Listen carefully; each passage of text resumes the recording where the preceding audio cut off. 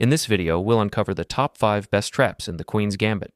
Clever ideas that can catch your opponent off guard right from the opening. Let's dive in. If black accepts the pawn on c4, we simply play pawn to e3, preparing to recapture it with the bishop. Ideally, black should forget about trying to hold on to this pawn and instead focus on developing their pieces. However, if black is determined to keep the extra pawn, they might try pawn to b5. In response, we strike back immediately with pawn to a4, attacking the defender of the c4 pawn. Now, black has a few possible ways to defend. Playing pawn to a6 doesn't work. After we capture on b5 and they recapture, we simply take the rook on a8, winning material instantly. What if black tries bishop to d7 instead? Then we capture on b5, they take back, and now we play knight to c3, attacking the bishop. If the bishop retreats, it might seem like black is holding everything together. The bishop is defending the pawn, and the knight is defending the bishop. But white has a crushing response. Can you find the winning move for white? It's queen to f3. Now the knight on b8 cannot move because the bishop on a6 would be hanging. Black's only real attempt is pawn to c6, but that leaves the knight overloaded with too many defensive duties. We play the killer move. Rook takes bishop. If knight recaptures, queen takes c6 check. Incredibly, queen to d7 is the only legal move. We capture the rook on a8, forcing black to block with the queen again, and then we retreat the queen and pick up the knight as well. In just a few moves, we've completely destroyed black's entire queenside. This position is clearly winning for white. And if, in the earlier position, black tries defending with pawn to c6 instead, the same idea applies. Capture on b5, they take back, and again queen to f3 follows, attacking the rook and eventually winning either the knight or the bishop. Now, in the Queen's Gambit accepted line, let's see what happens if black plays smartly and develops naturally. We continue as usual, eventually reaching a position where black develops with knight to f6. We recapture the pawn with bishop takes c4. Many black players at this point like to fianchetto their bishop and castle kingside, so they continue with pawn to g6. Here, we calmly play knight to f3, continuing our development. When black follows with bishop to g7, we strike with an incredible move, queen to a forecheck. Now there are several ways for black to block this check, but almost all of them lead to serious trouble, except one. Let's look at the most common mistakes. The first natural response is bishop to d7, attacking the queen, but this immediately runs into queen to b3, a powerful move that attacks two targets at once, the weak pawn on f7 and the pawn on b7. Even if black castles, white can still apply heavy pressure on the kingside with knight to a5, so bishop to d7 is already a mistake. What if black tries knight to c6 instead? Then again, we play knight to a5, attacking both the knight on c6 and the f7 pawn. If black castles, we can trade knights and win a free pawn. And if black tries to defend with the bishop, we have a beautiful fork with knight takes f7, attacking both the queen and the rook. Alright, let's go back. Suppose black tries knight to d7 to block the check instead. This move looks solid, but it allows a stunning combination. White sacrifices the bishop on f7. After king takes f7, we continue with knight to g5 check. Now no matter where the king goes, disaster follows. If king to e8, the king gets trapped in the center and will soon be checkmated. If king to f8, we have a beautiful fork that wins the queen instantly. And if king to g8, we have a forced checkmate in 4 moves. Here's how it goes. Queen to c4 check. The only safe square for the king is f8. The threat of queen to f7 mate forces black to block. We capture the defender, he blocks again, and finally, we deliver a crushing checkmate right on the king side. Now what if black blocks the check with the knight? Once again, you have the same bishop sacrifice idea, and followed by knight to g5 check. If the king moves back, the same attacking patterns we saw earlier apply. Even though this time black also has the option of playing king to f6, he is already in serious trouble. The king is completely exposed in the center. Just keep attacking and finish him off. The computer evaluates this position as a massive 6-point advantage for white. Let's go back. What if black blocks with queen to d7? Then again, you have bishop to f7 check. If the king captures, we have a stunning knight check, forking both the king and queen. Basically, no matter what black does, the position collapses. If the king moves to d8 or f8, he loses the right to castle, and you can calmly continue with bishop to b3 or queen to b3, maintaining full control.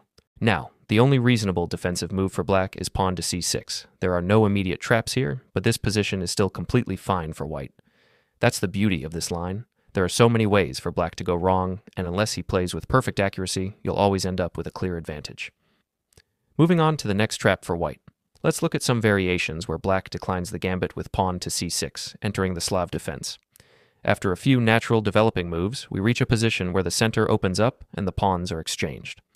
Now that the central pawn is somewhat isolated, we play queen to b3, attacking both the b7 and d5 pawns simultaneously. Black must respond carefully here. The two most common moves are queen to b6 and pawn to b6, but neither of them is ideal.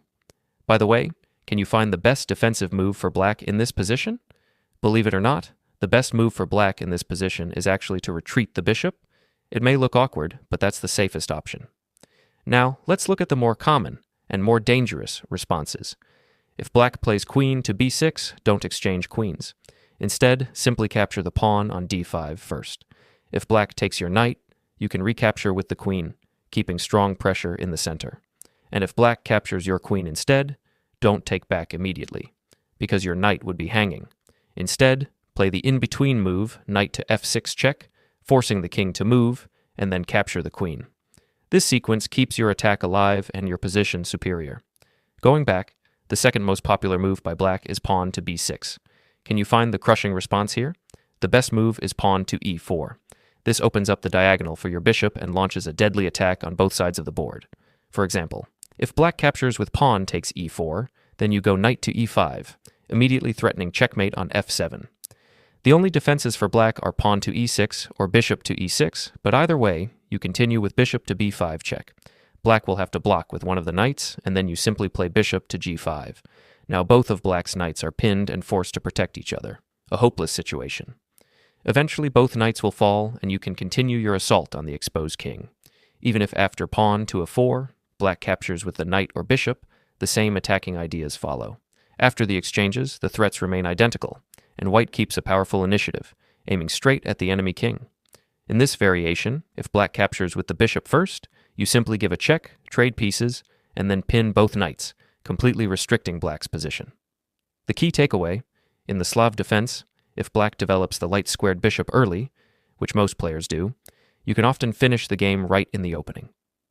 Now, let's move on to another trap, this time in the queen's gambit declined.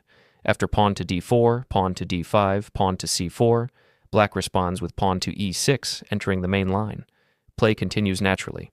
Knight to c3, knight to f6, bishop to g5, pinning the knight, and bishop to a7, breaking the pin. Then pawn to e3 opens the diagonal for our bishop, black castles, and we bring out knight to f3. Black play knight to d7. We exchange in the center, black recaptures, and we develop our bishop. Both sides bring their rooks to the semi-open files. After pawn to c6, black strengthens the center and prevents knight to b5. This setup is one of the most common in the queen's gambit declined, reached through various move orders. Now comes the trap, we castle, and one of the most frequent moves from black is pawn to h6, attacking the bishop and creating space for the king. So after pawn to h6, we retreat the bishop, and many players now try to get rid of white's bishop pair by playing knight to h5, aiming to exchange their knight for the bishop. But that's a serious mistake. The brilliant move here is knight takes on d5. Black cannot capture the knight because bishop to c7 would trap the queen instantly. If instead black takes the bishop, we simply recapture with our knight, gaining a strong central pawn advantage, a clear edge for white. Now let's move to the next trap, the Albin Counter-Gambit. The main line goes, pawn takes on a5, pawn to d4, knight to f3 attacking the pawn, knight to c6 defending it, then pawn to g3 preparing to fianchetto. After bishop to g4 attacking the knight and indirectly the center, we continue with bishop to g2.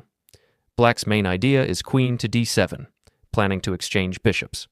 Here, castling looks natural, but if you want to catch your opponent off guard, play pawn to h3 instead. At this point, many black players get confused and aren't sure how to respond. Retreating the bishop would be a waste of time, so most decide to capture the knight. This exchange gives black a chance to grab what looks like a free pawn, but if they take it, you immediately capture on b7, gaining a strong counterattack. To avoid that, a very common move from black is to castle queenside, defending the pawn with the king and activating the rook on the semi-open file. But guess what? That's exactly where your trap begins. The crushing move here is bishop to g4, pinning the queen to the king. Now some players will try to defend with pawn to f5, but don't take the pawn with your bishop. If you do, black can simply capture back with the queen. Instead, you play the brilliant en passant capture. This opens up the file again, restoring the pin, and this time there's no escape for the queen. She's completely trapped.